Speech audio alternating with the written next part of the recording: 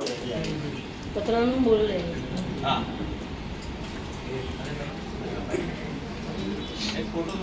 बसून एक मिनिट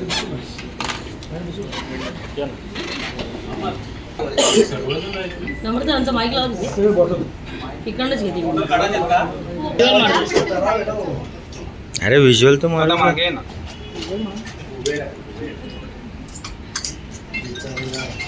अजून बस नाही येतो तो बसची वाट पाहत राहतो. बस नाही येतो कुबेर बिचारा साधा येतो. त्याला मस्करी करतो.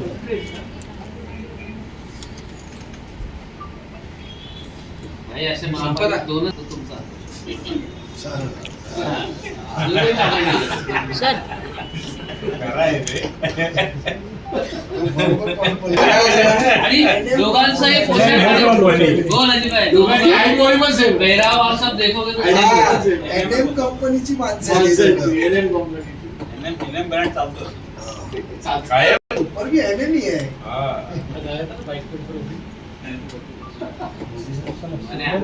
रुक यार मनोज.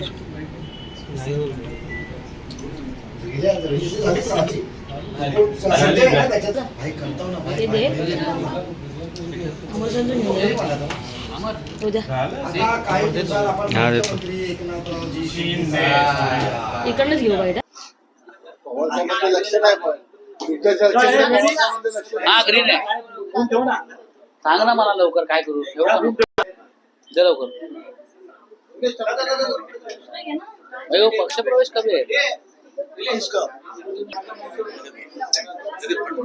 तुमने तो नाम रखा है अरे दे ना लवकर उद्या महासभा होऊ घातलेली आहे त्या संदर्भात आज गट मीटिंग झालेली आहे. अगोदर वेगवेगळ्या पक्षाची वेगवेगळी गट मीटिंग झाली त्यानंतर आज संपूर्ण गटनेत्यांची एकत्र तुमची बैठक झाली आहे. कशा प्रकारच्या उद्याच्या महासभेचा संपूर्ण चित्र असणार? उद्या मला वाटतं महासभा आपली असणार आहे आणि त्या अनुषंगाने सर्व पक्षीय गटनेत्यांची आढावा बैठक आज आपण घेतलेली आहे. ज्यामध्ये ठरलेलं आहे की सर्वप्रथम प्रश्न उत्तर, नंतर लक्षवेधी आणि नंतर विषय पत्रिका. आणि यामध्ये आज या आढावा बैठकीमध्ये सर्व पक्षीय गटनेत्यांच्या मंजुरीने आज जे विषय उद्या होणार आहेत ते आम्ही सर्वांनी मिळून इथे चर्चा आज केलेली आहे आणि उद्याची महासभा सुरळीतपणे पार पडावी हीच आशा असेल. बरोबर धन्यवाद.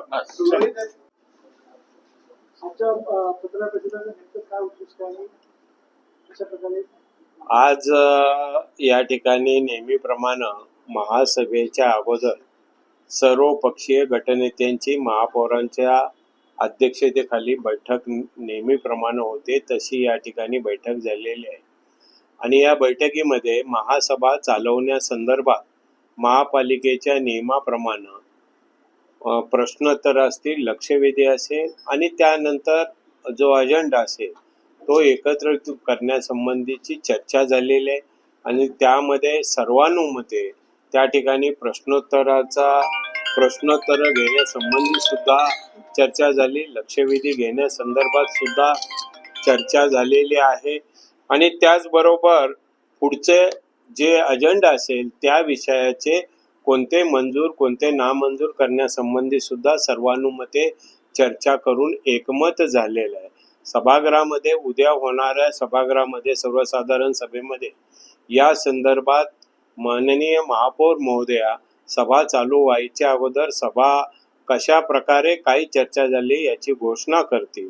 परंतु निश्चित प्रकारे प्रत्येक विषयावर चर्चा करण्याची भूमिका ही आम्ही सर्वांनी घेतलेली आहे.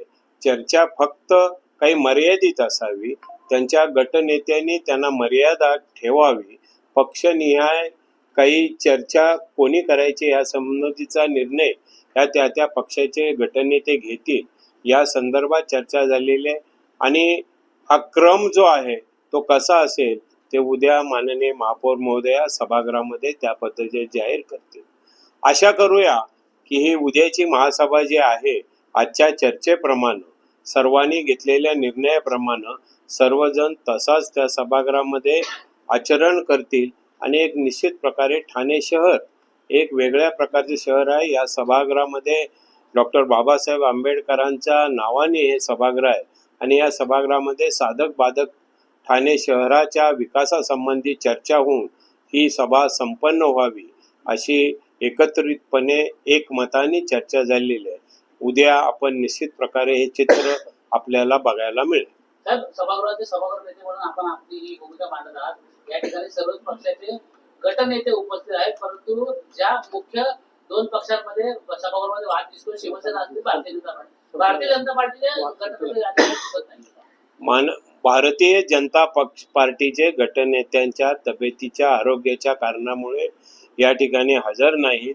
त्यांच्या जागेवर सन्माननीय ज्येष्ठ नगरसेवक संजय वाघोले साहेब आहेत आणि उपमहापौर आहेत आणि त्या यानंतर उपमहापौर सुद्धा आपल्याला संबोधित करतील. मध्ये तुम्ही आहे आणि या दोघांच्या मध्ये मी आहे आणि बीजेपी मध्ये असतो तो सिक्युअर असतो. काल तुम्ही त्यांना भेटून आला. हो, काल भेटून आला. महापौर शर्मिलाताई पिंपळकर यांच्या अध्यक्षतेखाली सर्वपक्षीय गटनेत्यांची मीटिंग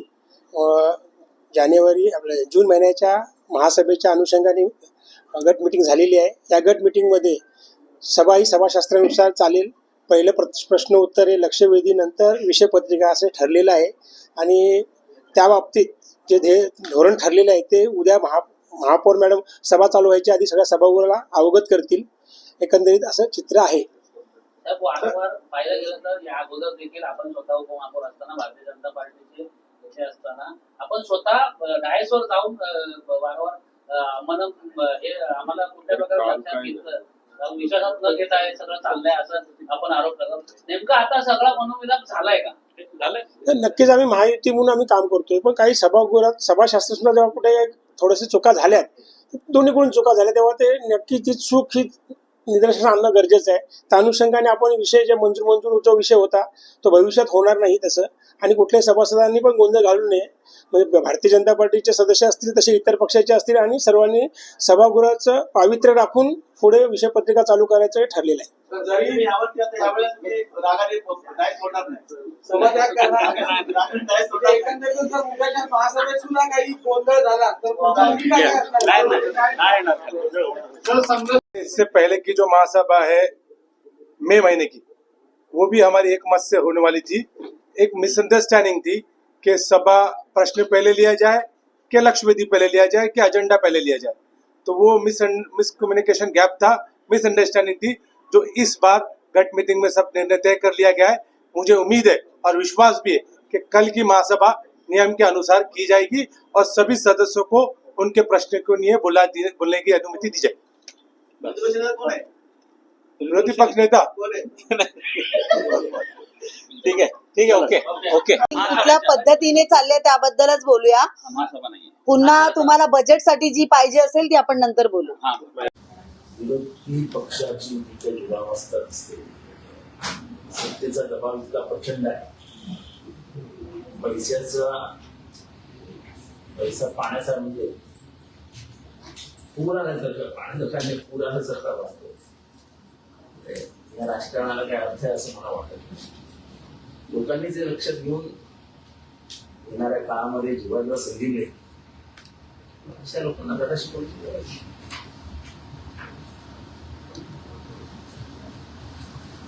हे सर्वात घातक आहे ते लोकशाहीला आहे. साहेब, शशिराव साहेबांनी ट्विट केलं होतं की ह्या सगळ्या मागे मनी आहे आणि 15 कोटी 50 ऑलरेडी पोहोचलेले आहेत, 50 कोटी पोहोचणार आहेत. तर मागेही जेव्हा बरेच शिवसेनेचे आमदार गेले, पैशाशिवाय राजकारण होतच विचार सर. इतकी वर्ष तुम्ही देखील राजकारणात, आता ज्या लोकांना वेगळा विचार म्हणून निवडून दिलं होतं, आम्हाला बीजेपी नको आहे, आम्हाला शिवसेना नको म्हणून उभाठ्याला निवडून दिलं होतं, किंवा राष्ट्रवादी शरद पवार गटाने निवडून. आता त्याच लोकांनी ज्यांनी ही मतं घेतली, आता तुम्ही विचारधारा त्याला कशा काय अर्थ उरलाय समजा, आणि लोकांनाही काही पडलेले नाही असते. लोकही गांभीर्याने घेतले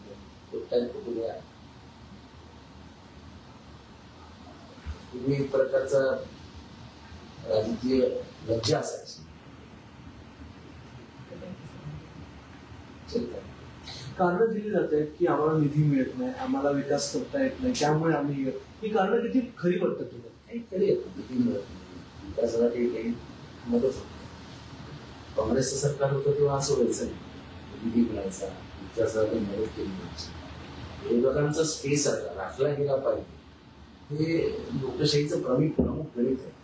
विरोधकांची स्पेसच ठेवणार नाही तर अनिर्वाण सत्ता मग कशालाच म्हणजे बेलगाम होऊन जायचं. आणि तृणमूल काँग्रेस हा. त्याच्यानंतर त्यांनी वेगळा एका महिला विधेयक जे आणायचं आहे त्याच्याकरता हे सगळं सुरू आहे. मंत्रिपदाची खैरात वाटली महिला जाते विधेयक आणि ते आपले जे वेगवेगळे खासदारकीचे मतदारसंघ हे होणार आहेत, डिलिमिटेशन. त्याच्याने चांगलं सगळं. अशी ही चर्चा आहे की राष्ट्रवादी काँग्रेस शरद पवार पक्षातील खासदार जे आहेत त्यांची पवार साहेबांनी मिटिंग घेतली. अशा पद्धतीनं काही जे आधी घडलं पक्षासोबत ते आता पुन्हा घडू नये करता खबरदारी घेतली जाते. मला या संबंधी काही बैठक वगैरे झाली या संबंधी. आपण आपल्या पक्षाचे सरचिटणीस आहात, तुम्ही काही काळजी घेणार किंवा तुम्ही काही करणार आहात का या सगळ्या घडामोडी? खासदारांच्या मनात काय कोण कोणाला सांगू शकतो ह्या विषयावर न बोललेलं